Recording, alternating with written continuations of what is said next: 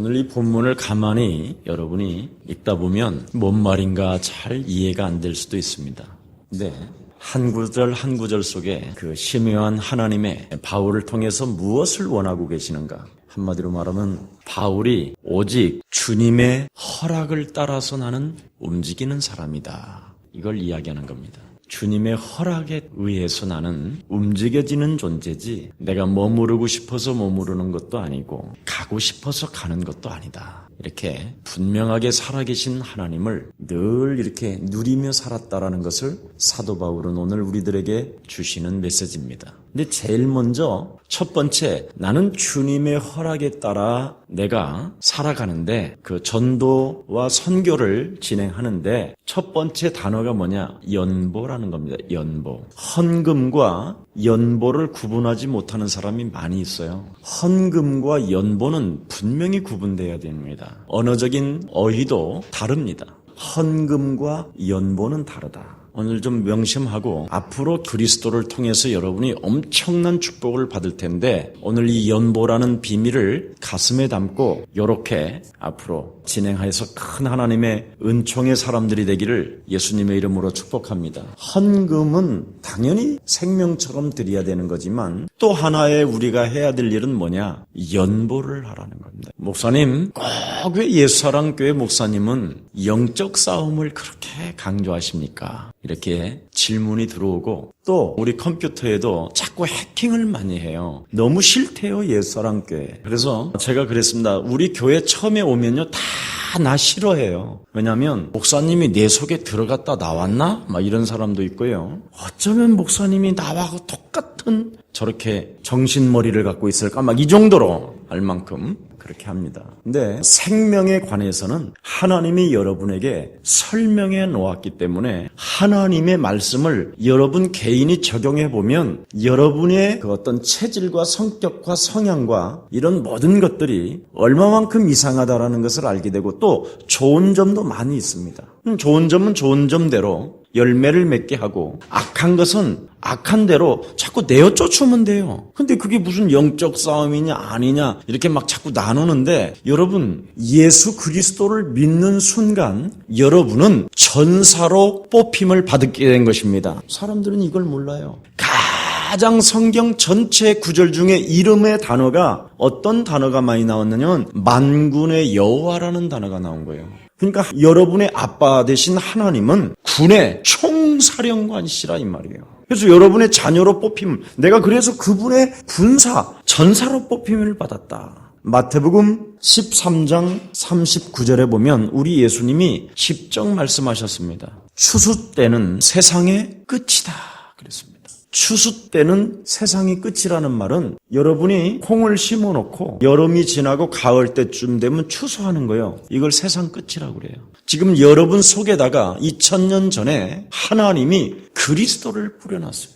그래서 이제는 말세지 말에 추수할 때가 됐다. 근데 어떤 것을 추수하느냐? 알곡은 창고에 들이고 쭉정이는 불에 태우느니라. 이걸 하려면 반드시 여러분이 살아있는 동안 영적 싸움을 하라는 겁니다. 다른 것으로 되는 게 아니에요. 그리스도라는 그 이름으로만 여러분이 알곡이 되느냐 쭉정이가 되느냐 이겁니다. 그럼 그리스도라는 그 이름으로 여러분이 이 땅에서 전사로 살게 되면 알곡이 되고 전사로 살지 않고 그냥 막연히 그냥 살면 쭉정이가 되는 거예요. 그거 차이입니다. 그래서 우리 예수님은 뭐라고 말을 했느냐면 부활은 반드시 승리를 변화하는 것이다. 승리를 말하는 것인데 그 승리가 뭐냐? 너를 변화시키는 것이다. 사람들은 부활신앙을 가지고 있다고 하면서도 자기 자신을 거듭나게 하질 않아요. 물과 성령으로 거듭나지 아니하면 하나님의 나라를 볼 수도 없고 들어갈 수도 없느니라. 그렇게 하나님은 말씀하셨습니다. 그래서 우리 예수님이 마태복음 13장에 보니까 그러면 추수할 때 세상 끝이라고 했는데 뭐냐? 길갓밭, 돌짝밭, 가시밭 이것을 제거하라는 거예요. 그래서 옥토를 만들라는 거예요. 유일합니다 이게. 여러분 안에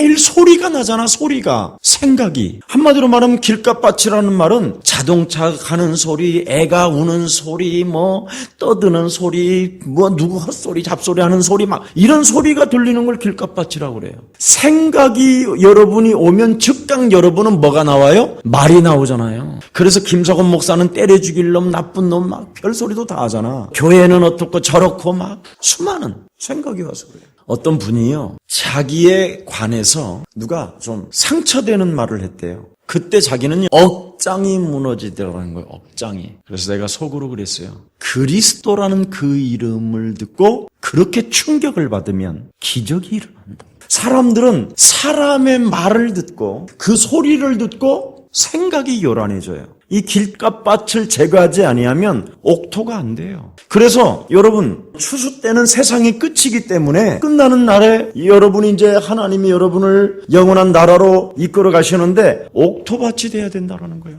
어떤 사람은 사람의 말을 듣고요, 강팍해지는 사람이 있어요.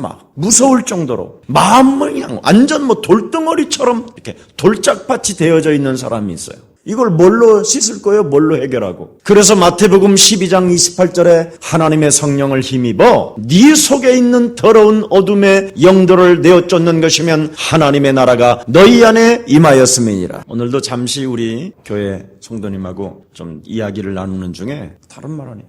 요즘은 혼자 있는 아이들의 시대가 많아요. 홀로 자라나는 아이들이. 근데 실제로요, 아이들이 빠끔살이를 하면서 어쩌고 저쩌고 그런다는 거예요. 그래서 정확하게 그 아이한테 물어보면 이미 귀신이 와서 놀고 있는 거예요. 뭔가를 걔는 지금 느끼고 그 아이하고 동행까지 한다니까요. 이렇게 해서 점점점 자라가지고 나중에는 어떻게 되느냐, 감당 못할 만큼 영적인 문제가 찾아와 버리는 거예요. 지금 이런 시대의 사람들로 지금 살고 있는 겁니다. 영적인 무방비한 상태 속에서 이렇게 고통을 많이 받고 있는 시대예요.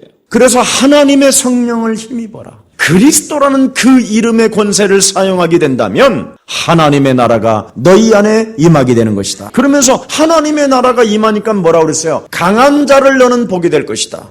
마귀가 있구나. 이 마귀의 권세를 결박해야만 나는 이 세상을 정복하기도 하고 주도권을 잡고 행진할 수 있는 것이구나. 그러면 강한 자를 결박한다라는 말이 뭔 말이에요? 모든 생각을 사로잡아 버려라. 가룟 유다 속에 생각이 들어가니 그 생각이 들어간 것을 요한복음 13장에 뭐라고 그랬습니까? 마귀니라. 무서운 겁니다. 그래서 인간에게 점점점 어려서부터 자라나면서 흑암의 권세들이 뿌려놓았던 것들을 여러분이 그리스도라는 그 이름으로 잡초 좀 제거해 주라는 거예요. 그게 뭐가 그렇게 나빠? 그렇게 기분이 나쁩니까? 자기 개인의 영적인 문제를 가지고 다른 사람을 너무나 많이 괴롭히고 있기도 하고. 어떤 목사님이 간증하면서요, 하도 사모가 쟁쟁거리고 징징거려서 그냥 순간 들었는데 선풍기를 들어갖고 때렸는데 선풍기가 박살났어요. 그렇다니까요. 감당할 수 없을 만큼의 분노가 치밀고요. 사람들이요, 조그마한 말 한마디에만 해도요, 순식간에 컴한 것들이 먹구름이 올라와가지고 덮어요. 여러분 그거 안 느낍니까? 그러면서도 마귀 있다고 그러면 그건 싫고 또 네가 마귀니라 그러면 예수님이 다른 거 아니에요? 가룟 유다에게 네가 마귀니라 그러니까 돌아버린 거예요. 꺾어버리면 되는데 그 소리를 안 들었게 했어요? 가룟 유다가? 네가 마귀니라. 이걸 지금 사람들은 모르는 거, 인정 안 한다니까요. 이상한 행동이 나오면서도 여러분이요, 정말 가정 안에서요, 이중생활을 하고 가면을 쓰면요, 나중에 치매 와요. 그럼 어떡할 거예요, 그때는? 그냥 꾹꾹 눌러놓고 있다가 치매가 오든지 아니면 이렇게 하고 떨어져 갖고 그때는 어떡할 거예요? 여러분의 부인은 벌써 도망가 버려요. 그러면 그때는 알아서 해요. 빨리 남자들이요. 빨리 오늘부터 해요. 괜찮아. 어떤 분이 저한테요, 돈 많은 부자가 고민을 하는 거예요. 이거 어떻게 하면 좋겠냐고. 그러냐 그랬죠. 교회에다 헌금해라.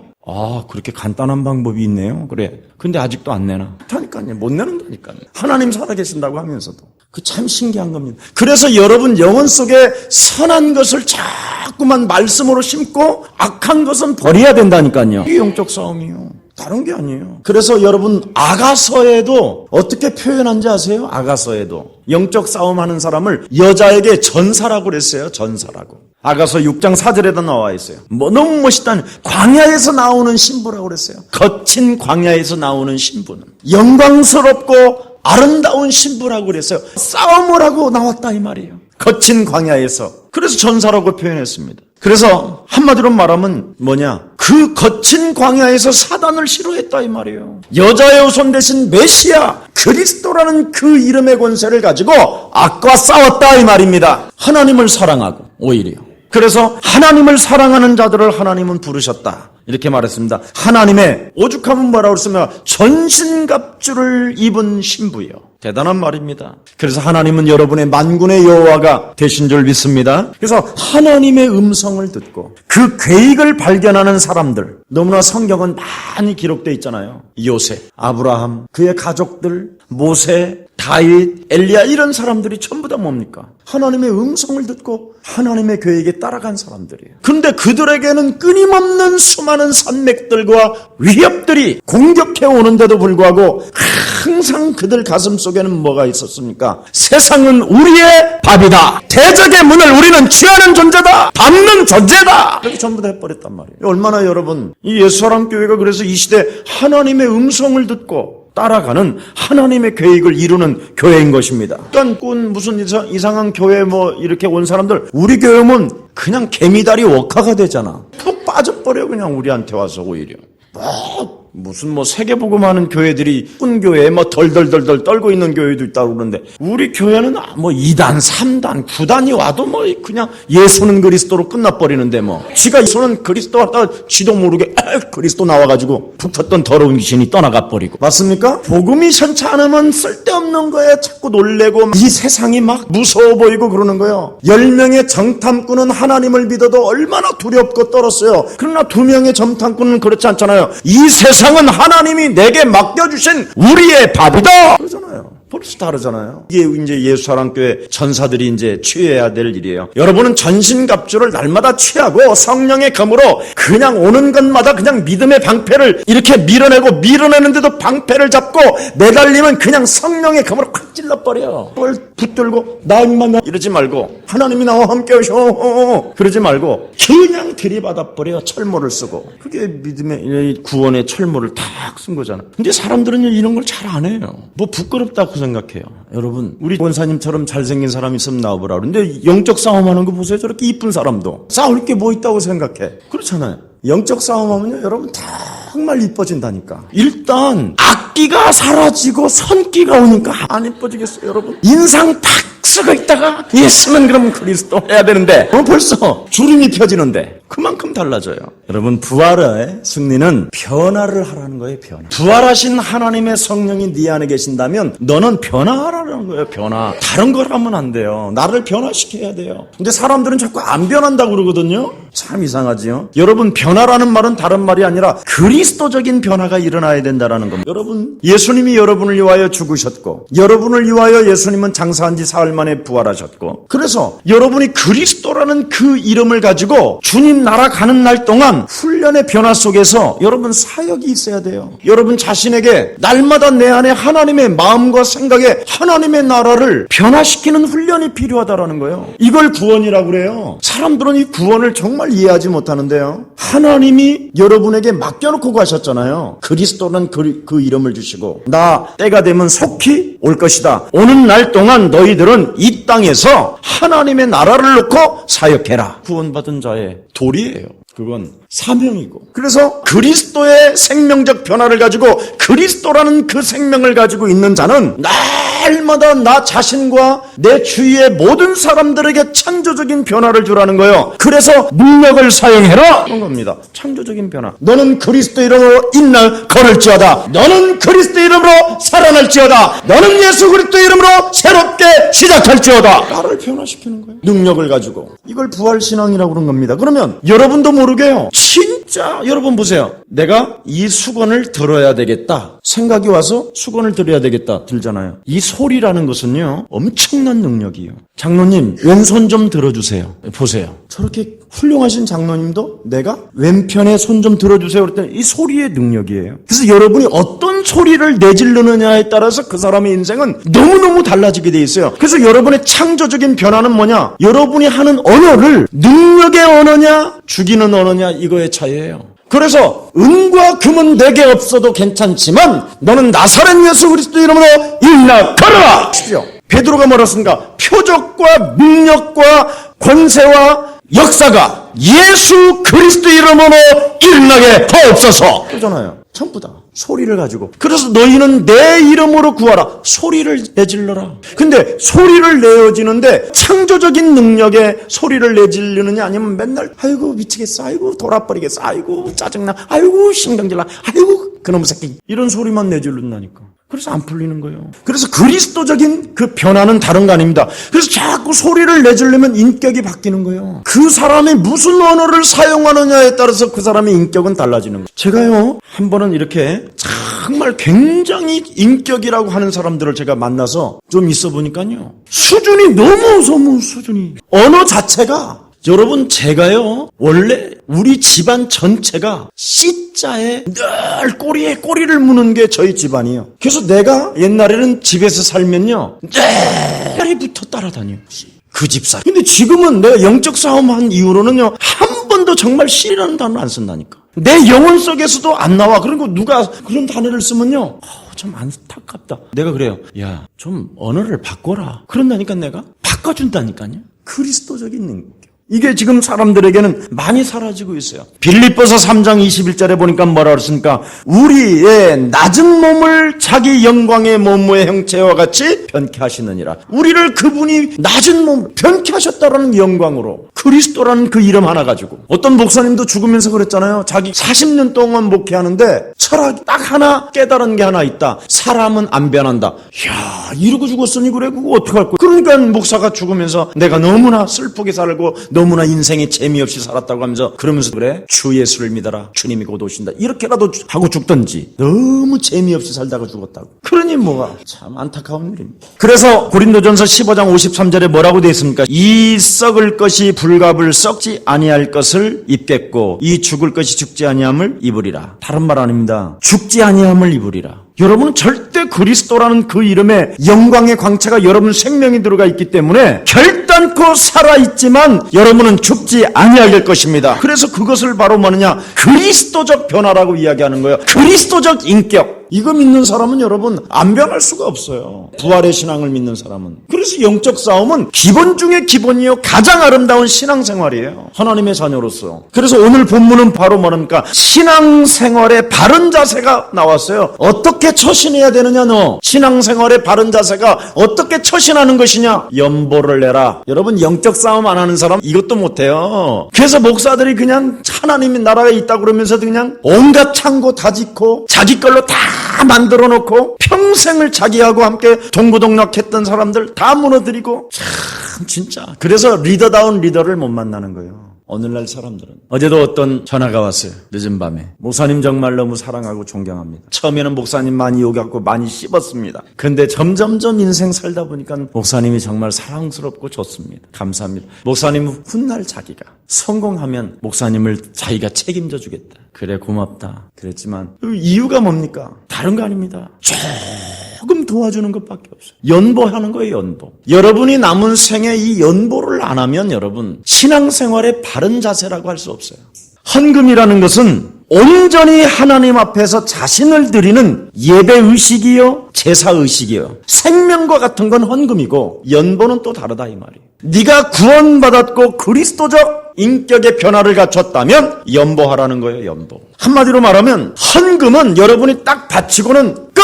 바칩니다. 여기에 끝나야 돼. 근데 여러분이 헌금 바쳐놓고는 주로 이런 사람 많아요. 오 하나님이여 이 헌금이 오병이와 같은 기적이 있게 하여 주옵시며 주여 주여 오 하나님 이 헌금이 온전히 쓰일 수 있도록 주의 성령이 불꽃 같은 눈동자로 지켜주옵소서. 막 이렇게 한다니까. 그게 이제 교리적인 이제 종교적인 신앙이에요. 여러분은 헌금을 하나님께 딱 드리면 그걸로 끝이어야 돼요. 더 이상 막 어떻게 쓰여지냐 뭐 하느냐 막 이건 정말 그건 예배 의식이 아니에요. 헌금은 여러분 다른 거 아니잖아요. 지금 이제 그걸 헌금으로 바뀌는데 양이나 소를 쳐가지고 각떠서 피 쫙 뿌리고는 그걸로 끝이지. 여러분 막 저 다리는 내 다리요 뽑고 저 다리는 저 정권사님 것이고 막 이러면 안 되잖아요. 그걸로 끝인 거예요. 한마디로 말하면 목숨을 끊었다. 헌금도 그래야 돼요. 헌금을 여러분은 딱 드리면 그걸로 딱 끝나는 거여야 돼요. 막 뒤집고 파보고 막 긁어보고 막 이러면 안 돼요. 자, 다른 말을 하는 것이 아니라 그래서 헌금이라는 것은 온전히 하나님 앞에 자신을 드리는 것이다. 어떤 사람은 이 헌금을 또 드리는데 굉장히 인색해가지고 우리 교회는 봉투가 딱딱 있는 게 참 정말 성경적인 거예요. 저희 교회는 원래 막 여러분 헌금 드리는데 바구니가 돌아갈 때 돈이 어쪽 있지 이쪽 호주문 있네 이쪽 있냐 해가 꾸깃꾸깃 한 게 막 이런 거 진짜 면허 없어요. 절대 또 카드는 넣지 않잖아. 아무튼 참 그렇다니까요. 헌금은 정말 여러분의 그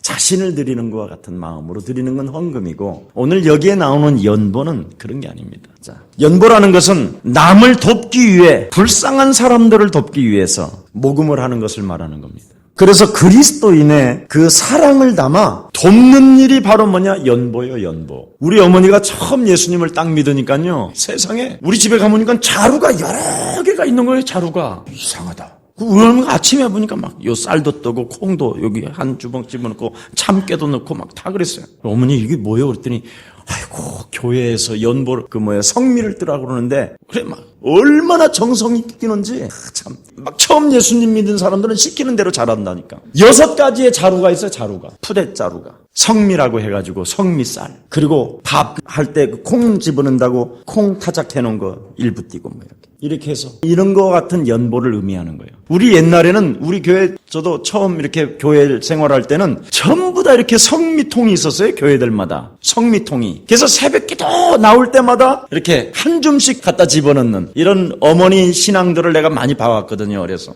그런 거와 같은 것을 지금 말하는 겁니다. 그래서 16장 2절에 보니까 뭐라고 그랬습니까? 매 주일 첫날에 그랬습니다. 네가 이익을 얻는 대로 저축해라. 지금 우리는요, 이거 기독교인들이 굉장히 많이 이렇게 사치하는 것들을 많이 보기도 해요. 근데 실제로 네 이익을 얻는다면 너는 저축해라. 이 연보의 개념이 이거예요. 한마디로 말하면 네 이익이 나는 것은 나의 절대적 하나님의 주님의 주권에 의해서 이득이 나오기 때문에 그걸 가지고 뭐 하느냐? 각 사람에게 나누어 주고 저축도 하라. 이렇게 해놨어요. 너무 낭비하지 말라. 옛날에는 저요 10,000원짜리 이상 정말 식사 대접 잘 안 받았어요. 요즘에 내가 정말 이 그리스도 깨닫고 그냥 아무거나 다 먹고 끝나는 거지. 옛날에는 진짜 안 먹었어요. 사례비 받는 것도 저는 죄스러워했다. 사례비를 안 받았다. 제가 그만큼 항상 저는 식사할 때마다요 가장 가난한 사람들을 생각하면서 먹었어요. 그게 제 기본이었어요. 예수 믿고 조금 너무 막 고급스럽게 먹으면 막 미안하고 죄송하고 막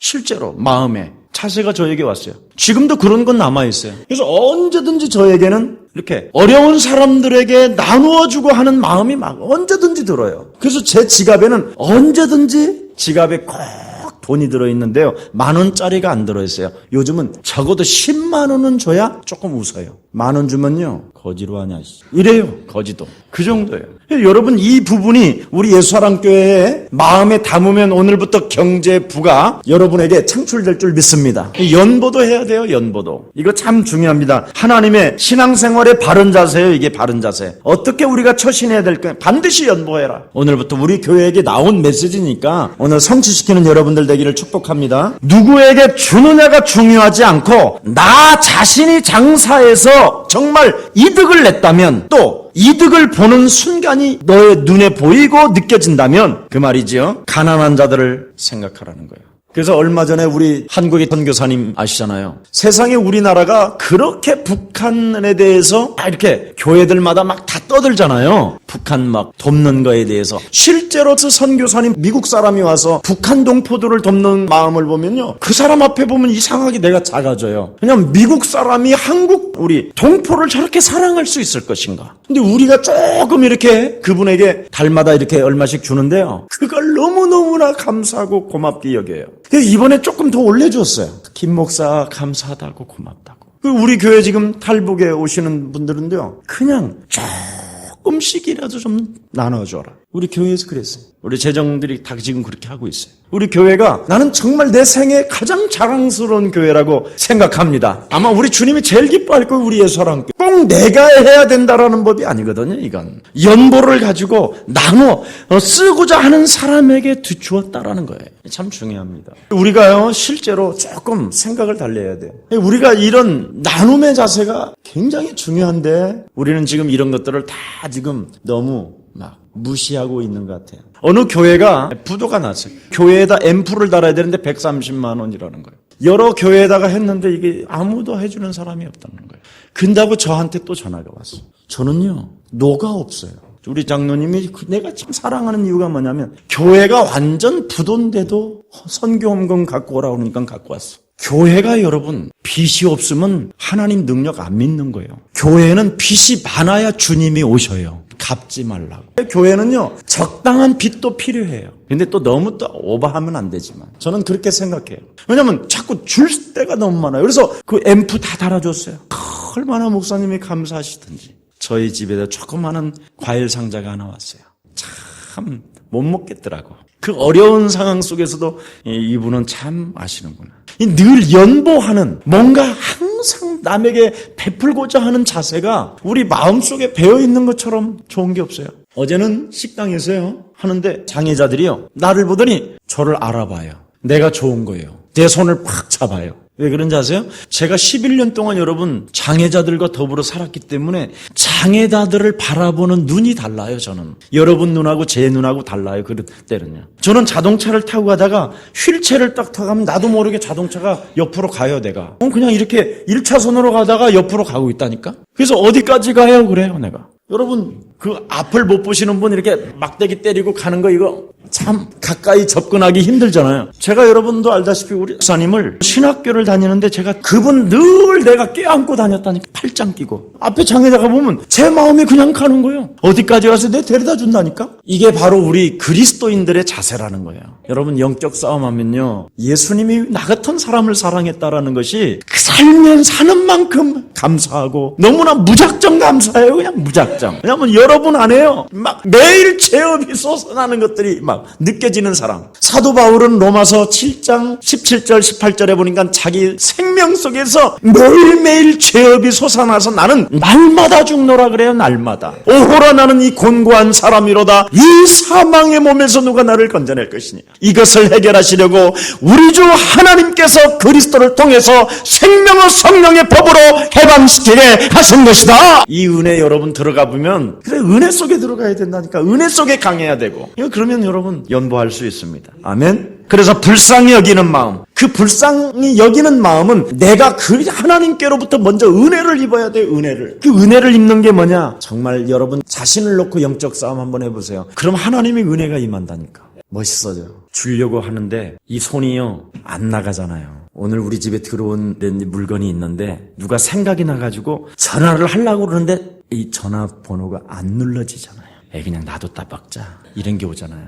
이때 예수 그리스도 이름으로 형제를 사랑하고 나누기를 더디하는 질병아, 그리스도의 이름으로 너는 떠나가라. 그럼 누르게 되잖아요. 이 맛을 보면요 여러분 너무 행복한 거예요. 누가 여러분 자기 호주머니에서 꺼내서 이게 나가겠어요 여러분? 정주영 씨는 자기가 15,000원짜리 이상밥을 자기 개인적으로는 사 먹어본 적이 없다고 안 합니까? 책에도 나왔듯이 안 나오는 거예요. 내가 정말 하나님께로부터 은혜를 입었다. 얼마나 은혜 입은 게 많아요. 오늘 아침에 뒷문 열어주신 것 감사합니다. 창조의 신비가 바로 뭐냐? 뒷문 열리는 거예요 여러분. 그래서 내가 하나님의 은혜를 입었구나. 그렇지 않았으면 내가 이거 찢어서 끄집어내야 되는데 이것값만이라도 내가 오늘 연보해야 되겠다. 저축해 놓으시고 아멘. 뒷문 열린 것 감사해서 병원에서 찢어서 갈라서 끄집어내고 이러려면 돈 많이 들잖아. 감사합니다. 이런 정말 여러분 믿음에 이런 것들이 영혼 속에서 계속 솟아나기를 축복합니다. 자꾸 나누고 싶은 거예요. 그래서 오늘 그랬어요. 주일에 모일 때마다 연보하라. 문화 선교헌금 통장이 해놨잖아요. 그래서 매주마다 연보하라는 거예요. 조금 여러분이 서로 우리가 돕는 이런 자세를 갖는 아름다운 일이 일어나기를 예수님의 이름으로 축복합니다. 자, 그래서 가난한 자를 잃어버리고 삶을 살지 말라라는 말이에요. 한마디로 말하면 하나님의 은혜를 입은 자요, 네가 결단코 가난한 자들을 잃어버리지 마라, 이 말이에요 지금. 자, 그러면서 오늘 본문에 각 사람이 누구나 다 참여하라는 말이에요. 각 사람이. 가난한 사람마저도 참여하라는 거예요. 나누어 줄 것이 없다고 하는 사람들까지. 그러면서 또 뭐라고 그랬어요? 저축하여 놓아라. 언제 어느 때 쓸 날이 올 것이다. 하나님이 너를 테스트할 날도 올 것이다. 저축하여라. 구제비를 만들어 놓아라. 그래서 교회는 구제비가 늘 잠겨 있어야 돼요. 언제 어느 때 누구를 도와줄는지 알 수 없기 때문에 구제비들을. 2절을 보십니다. 나 보는 데서 헌금하도록 하지 마라. 굉장히 중요한 말이에요.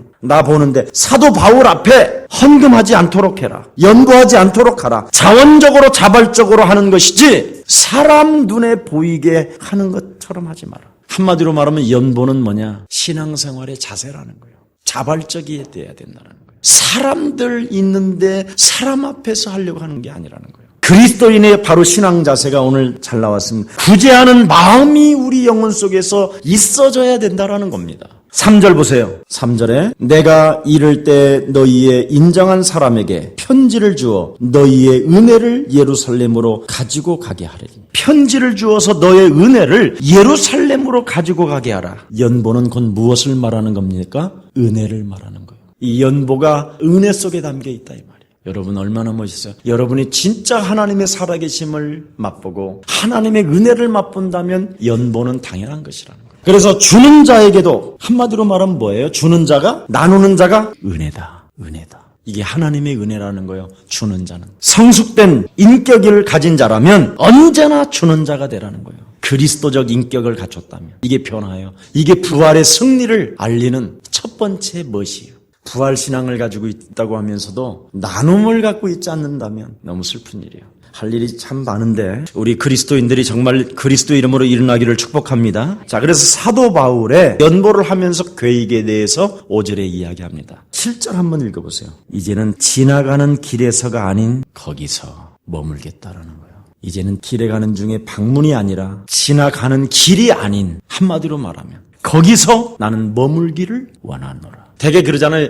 집사님 내가 가는 길에 그냥 들렸다 갈게. 이게 아니라 머물러 있겠다는 거예요. 중요한 단어를 썼어요 여기서. 한마디로 말하면 마음과 진실을 담아서 머물러야 된다. 부활의 신앙의 기본 자세가. 그냥 장로님 내가 지나가는 길에 장로님 잠시 들렸게, 그게 아니라 마음과 진실을 담아서 그 장로님 댁에 머물르라는 거예요. 머물른다라는 말은 빠른 게 아니에요. 당신과 나와 전도자와 연보를 나눌 수 있고 헌금을 할 수 있는 당신과 나는 이 시대에 하나님의 나라를 놓고 지금 주도권을 붙잡고 행진하는 사람이요, 당신은 나를 파송하는 사람이요, 당신은 나를 돕는 자요, 당신과 나는 하나님의 사람입니다. 이걸 말하는 거예요 지금. 이 한 만남을 어마어마하게 사명을 이야기해놓고 있는 거예요 지금. 지나가는 길에 그냥 우리는 그냥 하는 것이 아니라 하나님 앞에서 마음과 진실을 담아서 진짜 관계를 맺었다라는 거예요. 사도 바울은. 참 너무 멋있죠? 그래서 너희에게 가서 머물 것이요. 6절에 혹 너희와 함께 머물며 과동할 듯도 하니 이는 너희가 나를 나의 갈 곳으로 보내요. 여기 보세요. 드디어 너희에게 가서 머물 것이요 또한 너희는 나를 갈 곳으로 보내어 주기를 원한다. 대단하지요. 이게 통하는 거예요. 이게 통해야 돼요. 그래서 파송과 헌금까지 하면서 이렇게 도와야 된다라는 거예요. 구경꾼이 아닌 하나님의 나라, 영원한 가족으로서 선교 사업에 너희는 주도권을 잡으라는 거예요. 참 부활의 신앙이요, 너무 참 아름다운 것 같아요. 그래서 고린도 교회와 교인들은 선교사를 파송하는 주체적 역할을, 한마디로 말하면 그렇게 이상한 교회라도 격상시켜주는, 이 바울의 가슴을 오늘 우리는 볼 수 있었다 이 말이. 굉장히 격상시켜주는. 그래서 주님의 뜻이라면 반드시 이루어질 것이다. 얼마나 겸손과 믿음을 소유하고 있었느냐 이 말이에요 바울은. 자, 그러면서 오늘 결론 맺습니다. 그럼 왜 여기에 머무르느냐? 9절에 딱 답이 나왔어요. 내가 왜 머무르러야 되느냐? 거기에 한마디로 말하면 9절에 나에게 큰 전도의 문이 활짝 열려서 일을 많이 할 수 있는 기회가 와 있다. 그리고 대적자가 엄청 많이 일어나고 있다. 이 말입니다. 문이 활짝 열렸고 대적이 많으니 나 여기 있어야 하겠다가 아닌, 뭐라고 그랬어요? 이런 가운데, 이런 사정 가운데에서도 주님의 뜻이면 내가 너희에게 갈 때가 있을 것이다. 보십시오. 문제가 일어나도, 큰 대적들이 일어나고 전도의 큰 문이 열렸다 할지라도 자기 뜻으로 움직이지 않는다는 거예요. 주님의 뜻으로 움직인다라는 거예요. 여기에 성령 인도를 받아야 돼요, 여러분이. 한마디로 말하면 영적 싸움을 하는 사람은 육신적 반응에 따라 움직이지 않는다 이 말이에요. 이게 아주 중요합니다. 그러니까 사도 바울은 철저하게 하나님의 날마다 오늘 나에게 하나님께로부터 오는 은혜가 뭐냐? 오직 하나님의 허락을 따라서 움직였다. 이게 오늘 주제입니다. 그래서 연보도 그의 계획도 교회의 높은 수준에서 너희들이 이해해 주기를 바란다 라는 뜻으로 마감을 하는 겁니다. 주님의 뜻이면 나는 주님의 뜻을 따라서 가는 것이다. 결론 맺습니다. 여러분, 사단의 계략은 다른 거 아닙니다. 우리 자신의 무지를 말하는 겁니다. 여러분 자신의 무지가 뭐냐? 하나님이 지금 늘 365일 초마다 분마다 시간마다 날마다 역사하고 있는데 자꾸 주님의 뜻을 우리가 거스르려고 하는 거예요. 이게 우리의 자신의 무지예요. 오늘부터 여러분이 주님에 따라 움직여져 나가기를 예수님의 이름으로 축복합니다. 자신의 무지가 바로 뭐냐? 자기 기만이에요. 자기 기만. 이게 자신에게 속는 거예요. 그래서 여러분 자신에게 속기 때문에 길도 없고 약도 없는 거예요. 어떤 사람은요, 저에게요, 목사님, 제가요, 이런 여자가 있는데요. 그래요. 그래서 나는, 그래? 그래, 한번 서로 기도해. 그런데 둘이는 다 결정해놓고 나한테 왔어. 나만 모르는 줄 알았더니 다 알아. 그건 틀린 거야. 정말 여러분, 말하지도 않고 여러분이 정말 두고 또 두고 또 두고 기도하면요, 하나님이 틀림없이 여러분 앞에 세워주십니다. 그걸 맛을 봐야 돼요. 자, 그래서 자기 기만, 자기의 무지를 무너뜨리는 방법이 뭡니까? 베드로전서 5장 8절 9절에 보니까 근신하라 깨어라. 이거 안 하면 안 돼요. 여러분이 근신하지 않고 여러분이 깨트리지 아니하면 안 된다는 거예요. 이것을 근신하지 않고 깨트리지 아니하면 어떻게 되느냐? 우는 사자가 삼켜버린다는 거예요. 그래서 마귀가 아담 이후로 절대 안 변해요. 마귀의 전략은 너무나 효과가 크니까. 마귀의 계략은 자기 기만에 빠지게 만드는 거예요. 자기 무지에 빠지고. 창세기 3장 15절을 절대 적용하지 않는다라는 걸 알고 있어요. 망각 상태 속에 기독교인들이. 이게 사단의 가장 효과를 그래서 생각을 자꾸 집어넣는 거예요. 수치심과 부끄러움을 주게 해가지고 숨게 만들지, 수치심과 부끄러움이 올 때 여자의 손 대신 메시아 그리스도 이름으로 이 저주의 질병아 그리스도 이름으로 떠나갈지어다 밟아버리고 밀어내는 것이 아니라 숨어버린다니까. 그래서 마귀가 효과를 많이 본 거예요. 그래서 계속 창세 이래부터 지금까지 계속 그 방법으로 온다니까. 이놈의 전략이에요. 지금까지. 목사님, 왜 나는 이렇게 문제가 많습니까? 그래서 내가 그랬어요. 네가 올바로 살고 있기 때문에 문제가 많다. 올바로 살지 않으면 문제가 뭐 있냐? 막 살아버리는 거지. 그렇잖아요. 사람들은요, 그걸 못 깨달아요. 왜 우리 엄마는 그렇게 나한테 속상하게 해주는지 몰라. 네가 올바르게 살아서 그래. 여러분이 올바르게 안 살면 문제 없어요. 올바르게 살으니까 문제가 많은 거예요.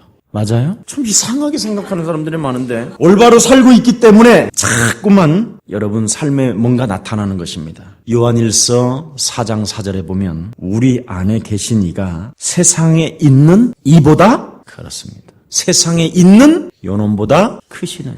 그래서 여러분은 문제가 많아도 여러분 안에 계신 그분은 크신 만군의 여호와이기 때문에 그리스도 이름을 부를 때 이겨나가는 것입니다. 그래서 통치를 위한 훈련의 시간표이기 때문에 문제 많다고 하지 마시고 상속자로서 양자의 영을 받아 그리스도의 옷을 입혀주시려고 왕복을 입혀주시려고 훈련 중에 있습니다. 그래서 정말 이제 여러분이 하나하나 밟아보기 시작하면 그때부터 내가 왕복을 입고 있다는 것을 마귀는 알고 한 길로 왔다 7길로 도망가는 것이 이 큰 축복을 우리의 사랑 모든 가족들이 받으시기를 예수 그리스도 이름으로 축복합니다. 하나님 감사합니다. 그리스도의 허락을 따라서 하나님의 음성을 듣고 그의 계획을 발견한 사도 바울의 오늘 비밀이 우리 속에 다시 한번 깨닫게 하시고 연보라는 이 비밀 속에 담겨져 있는 그리스도인의 참된 자세와 처신을 깨닫게 하시니 너무나 감사합니다. 이제는 하나님께서 그리스도를 소유한 자들에게는 세계복음화하는 그날까지 주님 오시는 그날까지 경지의 불을 누릴 것을 확신하고 믿습니다. 이제는 우리가 식사 한 끼를 하더라도 가난한 자들을 생각하면서 나누어 줄 수 있는 넉넉함을 우리 영혼 속에 하나님의 은혜로 채워 주시옵소서. 억만 죄악 가운데서 우리를 구원하신 우리 구주 예수 그리스도의 은혜와 하나님의 만극하신 사랑하심과 성령님의 감화감동 교통하심이 한 시대에 하나님의 소원을 가슴에 담고 예수 그리스도의 날까지 주님의 허락을 따라 진행할 하나님의 귀한 생명들 머리머리 위에 이제로부터 영원토록 항상 함께 있을지어다.